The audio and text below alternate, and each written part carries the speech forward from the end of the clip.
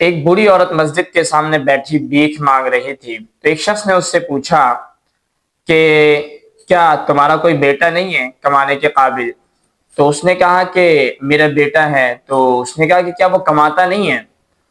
तो उसने कहा, बूढ़ी औरत ने कहा कि मेरे शौहर का इंतकाल हो गया है और मेरा बेटा जो है वो आउट ऑफ कंट्री यानी बैरून मुल्क गया हुआ है, बाहर के मुल्क गया हुआ है।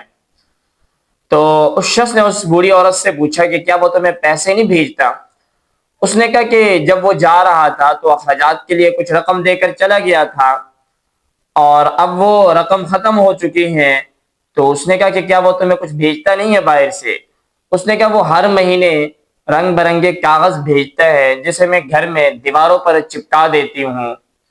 तो वो शख्स उस बूढ़ी औरत के साथ उसके घर गया और उसने देखा कि दीवारों पर बैंक के 60 ड्राफ्ट चिपका कर दिए गए और हर ड्राफ्ट की कीमत 50,000 रुपए थी।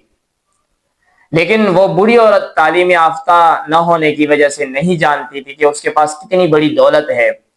उस शख्स ने उस औरत को उस ड्राफ्ट की कीमत बताई और उसकी अहमियत बताई। तो वो औरत बड़ी हैरान भी हुई और खुश भी हुई कि मेरे पास इतनी बड़ी दौलत है और मैं फिर भी भीख मांग रही हूँ।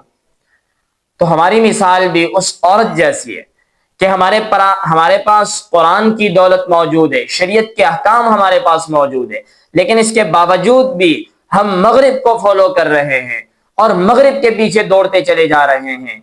हमारे पास कुरान की दौलत मौजूद है लेकिन हम उससे फायदा नहीं उठा रहे हैं, हम उसको चूम कर घर में तो रख देते हैं। तो इस सूरत में उसका फायदा नहीं मिलना, हमें उसका फायदा तब मिलेगा जब हम उस कुरान करीम को पढ़ेंगे, उसको समझेंगे, उसकी तफसीर और मानी को समझेंगे। तो उस सूरत में उस कुरान करीम से फायदा उठाया जा सकता है और उसकी तालीमात को और उसके उसूलों को अपनी जिंदगी में लाएंगे तो उस कुरान करीम से हम फायदा उठा सकते हैं।